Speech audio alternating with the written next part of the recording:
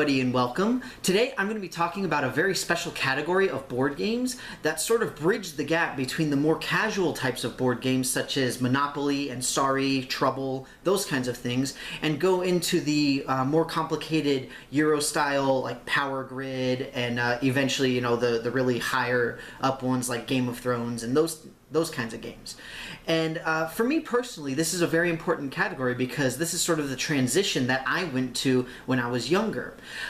When I was a kid, I played a lot of Sorry and Trouble and Monopoly and some party games, not too many, but I played all sorts of games like that and I really enjoyed it. They were a lot of fun. As I grew older, though, I really wanted more from board games. You know, I mean, just rolling dice, moving your token, all that kind of stuff.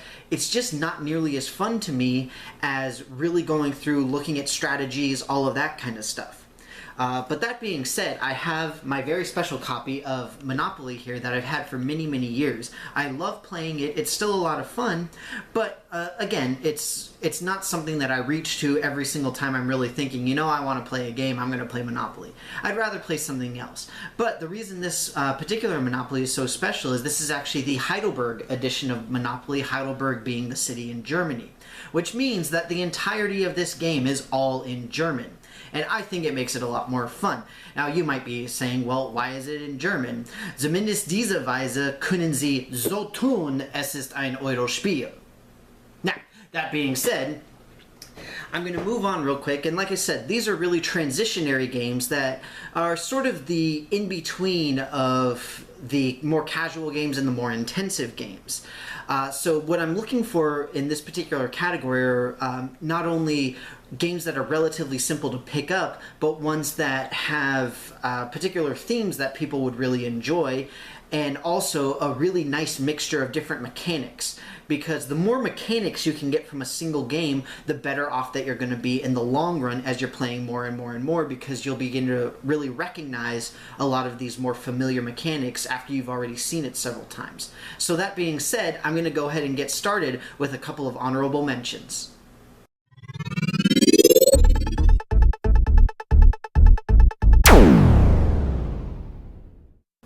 My first honorable mention today also happens to be the physically largest game that I have. And the only reason that it's the physically largest game that I have is because it includes several of the expansions. The game is Carcassonne. Right? I happen to have the Carcassonne Big Box here, and this is a wonderful, very, very classic game. Realistically, I mean, it didn't come out ridiculously long ago or anything like that, but it is a wonderful game that has relatively simple mechanics where all you do is you take a tile, you place a tile, and if you want, you place a worker, or you don't place a worker. Who knows? You don't have to, but you can if you want to. Why is it that this is an honorable mention rather than being on the main list? Well, the biggest reason is that the strategy in this game is so deep, and there are so many subtleties to this game that it can be very difficult, especially for somebody who has done nothing but play Sorry all their lives, to really pick this up and get into it very quickly. That being said, the rules themselves are fairly simple, and especially if you're an experienced player trying to teach a new player, it can go a lot faster and it becomes much, much easier. But again, as far as just a bunch of new players really trying to jump into more Euro-style gaming, this is not a great choice, but this does give a really great classic Euro-style feel. So with that, that's why Carcassonne is one of my honorable mentions.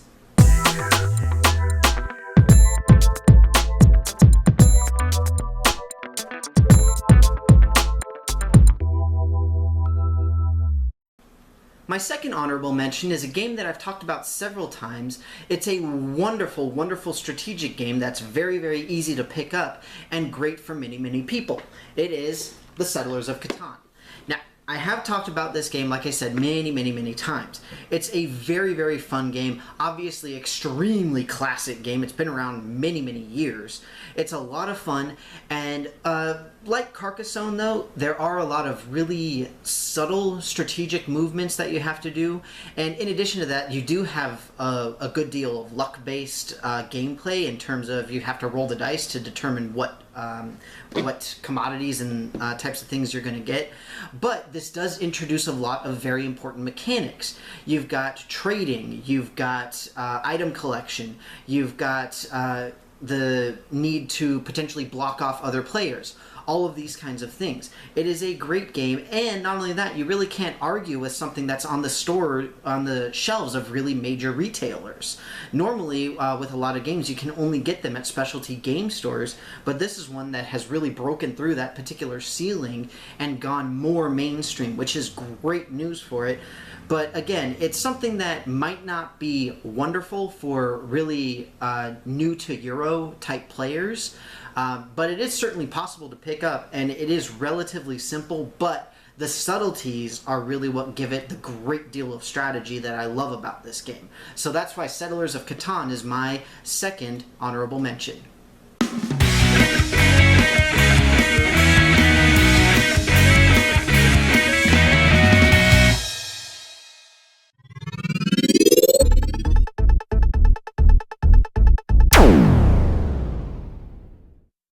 Starting off at number 5, I have a game that I have talked about many times. It is a wonderful game that involves a lot of not only different mechanics, but also different player interaction, and it is Pandemic. Yes, Pandemic is back once again.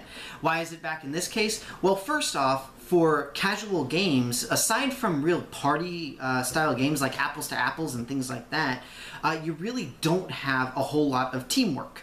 And even in Apples to Apples, it's kind of meh. But you do have a lot of casual games that do have that potential. At least you can have rule variants and things like that. A co-op game is not necessarily a quintessential aspect of a lot of Euro-style games, but it is something that a lot of people are not used to and have never seen or played. And again, Pandemic is one of those games that's really working a whole lot and really trying to push to get into major retails. They're very close. Z-Man Games was having a campaign to really get the game onto major retailer store shelves, which I really hope that they can manage, and they very well may have since I've heard about it last. But anyway, you do have a lot of different mechanics wherein, in this case, you've got roles. Each person has their own job, they have their own thing that they're really good at, and they should really be focused on doing that one thing. That is never ever seen in any kind of so-called casual game. The other things that you have is obviously teamwork, because it is a co-op game. With the addition of the On the Brink expansion, you have the Bioterrorist, which gets the nice, you should be cooperative, but at the same time, you've got to deal with this other guy. Unlike something like Shadows over Camelot, where you have the traitor in the midst, or something along those lines, or what's the other one? Battlestar Galactica is the other major one I can think of. With this one, at least you have a more blatant enemy, so to speak. But at the same time, again, this is a very simple game to pick up. It's very easy to play. The theme is something that pretty much anybody can at least relate to. I mean, obviously, people haven't really dealt with the type of thing that Pandemic is trying to deal with and to show, but it's something that can really help hook new players, especially ones that aren't used to the more complicated mechanics and things like that. So that's why Pandemic is my number 5.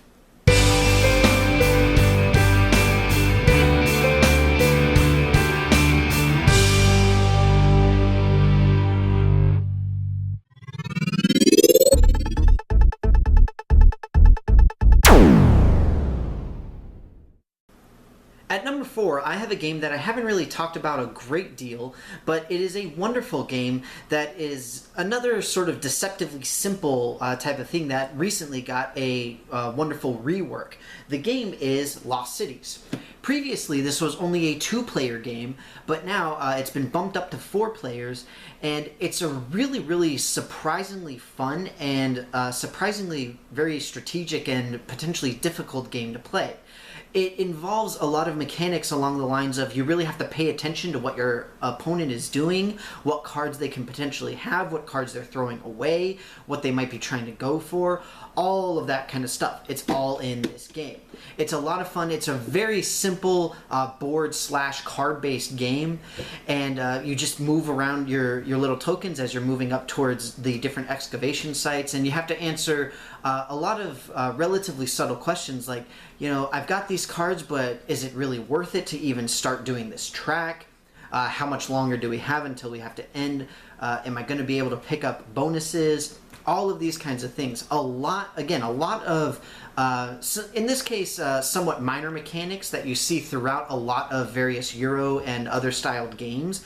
But the one really nice thing about this is, again, it's not only very simple to pick up and just play, but it's another theme that a lot of people can recognize. A lot of people have watched Indiana Jones and those types of movies, so very familiar with this type of setting and things of that nature. And at the same time, it's an extremely fast game. And not only that, but you can play either the short version or the long version. So you have a lot of options with this, and it's a great way, again, to introduce new players into this type of mechanic and this new type of gaming that has a good bit of strategy, but not so much that it makes your head hurt. So that's why Lost Cities is my number 4.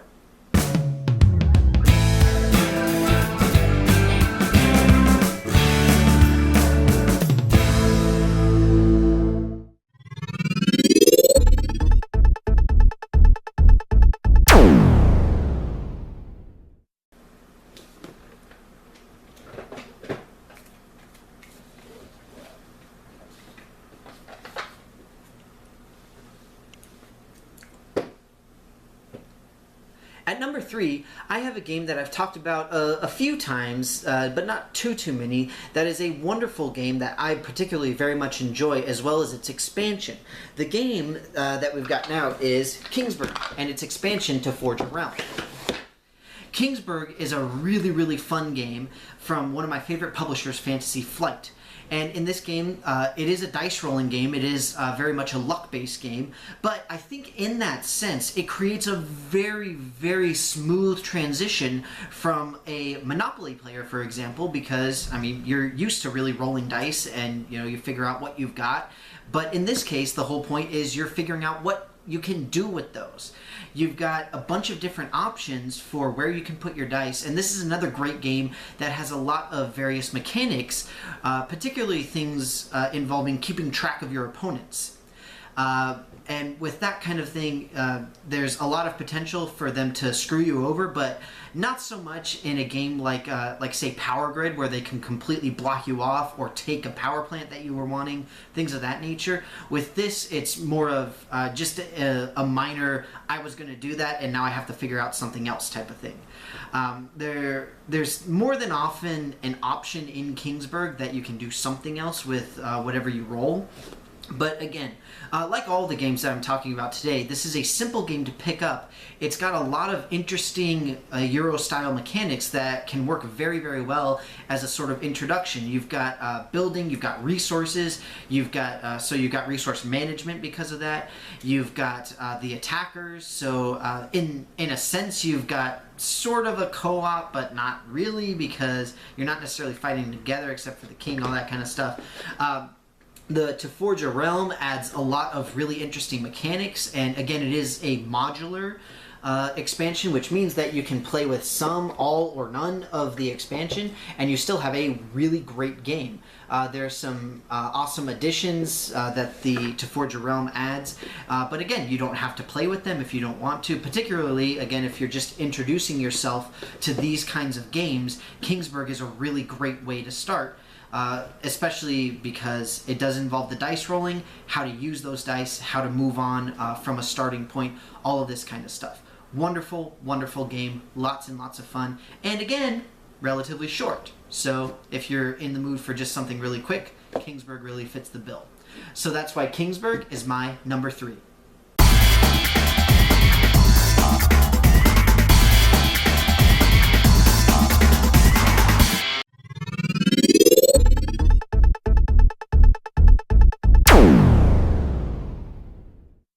At number 2, I've got a game that I don't believe I've ever really talked about at all. It's a fun game that I've only recently started playing a decent amount, so I've only really started to appreciate just how crazy and fun and awesome it is. And the game is Smashup from AEG Games. These are the guys that brought us Thunderstone and Monkey Lab, which I talked about quite a while ago. But lots and lots of fun.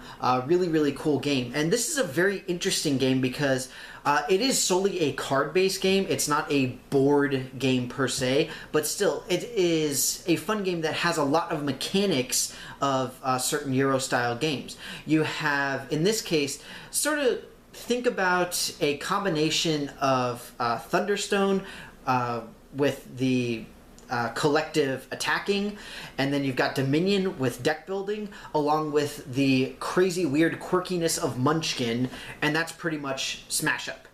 It's crazy weird fun. That's really the only way to describe it. It's a great game to introduce new players to a new type of setting, a new type of mechanic, in terms of, again, moving from the more casual types of board games into the more strategic aspects. With this particular one, essentially you've got 8 total factions, so you can have up to 4 players. You pick 2 of the factions and you mash them together, and that's how you make your deck. After that, you're going out and you're attacking bases to win points. It's very, very simple. The instructions are on like 3 pages or something like that. It's a very quick game to learn, very fun game to learn and play. And not only that, but you can very quickly start to see a lot of synergies between the different factions. You've got, for example, the zombies and the robots, which are both very good at sort of perpetuating themselves very, very quickly. So, you know, all sorts of crazy stuff like that. And again, it is a very fun game that puts, obviously, a lot of card-based mechanics on the table. You've got a minor deck building aspect because you are picking 2 different decks and then you have your own personal hand as opposed to sort of like a collective draw pile and things like that, although collective draw piles are by no means bad. See Race for the Galaxy. But in this case, you are working on your own, and you really have to work towards synergizing your powers and making sure that you are making the best move at the time for what you've got. Once you get people who really know what they're doing and can really play this game well, it moves extremely fast. So again, it is one of those games where not only is it fast to learn, but it's also fast to play, and it does have not only relatively subtle strategies, but fairly blatant strategies. Depending on what kinds of powers you have, you can potentially completely screw over your opponents relatively simply. So a lot of really good quality Euro-style mechanics in a game that a lot of people would find very thematically fun. Because you have all of these quirky, weird, crazy factions that you then take and smash together into an awesome, together, fun faction craziness. It's just really, really cool, and it's a very good way to keep attention of even people who have barely even heard of Euro-style games. So that's why Smashup is my number 2.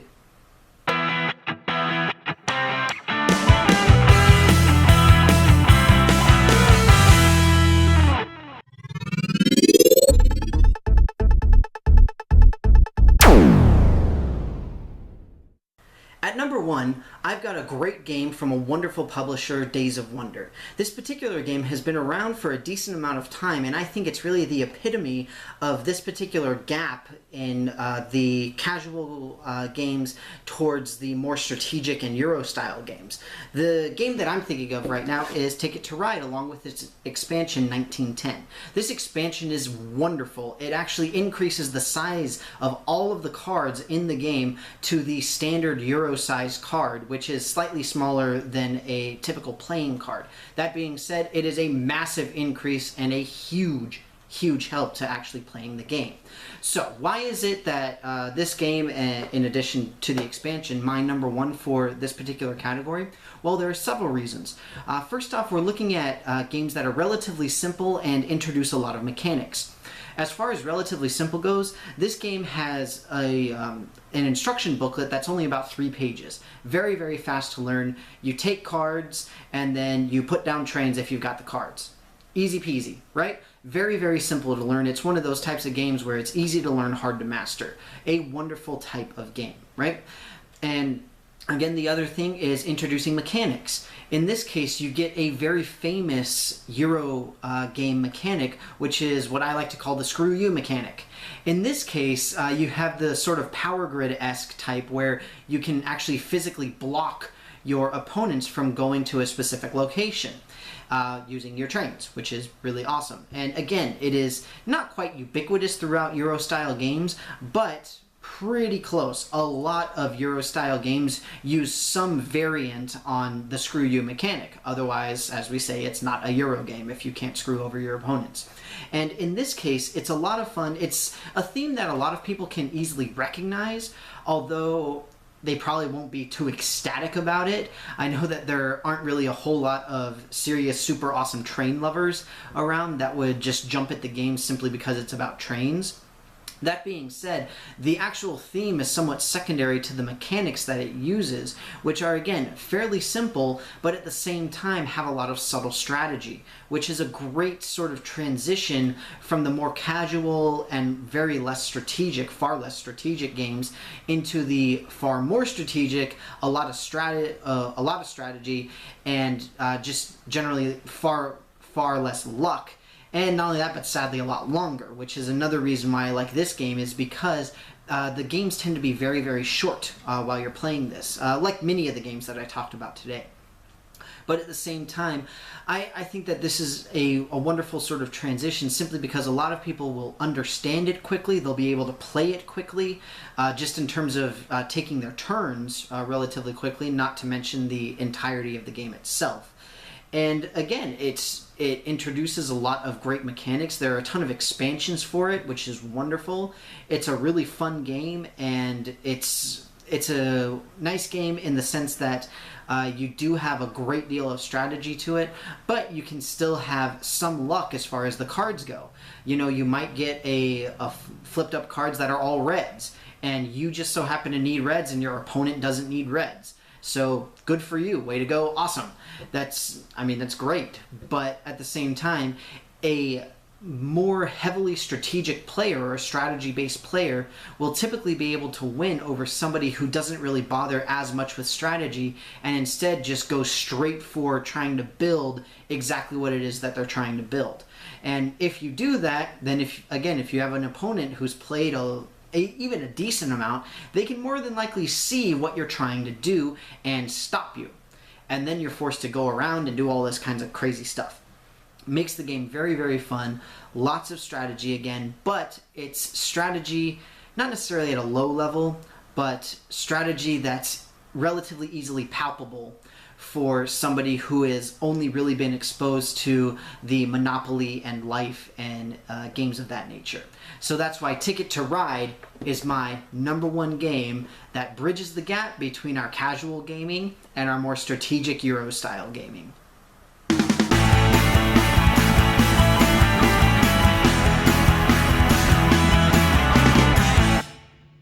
That's it for me, everybody. I hope that you enjoyed this video on games that bridge the gap between the more casual types of board games like Monopoly and Sorry and the more heavily strategic and Euro-style games that we all know and love nowadays. So with that, thank you very much for watching the video, and I will see you next time.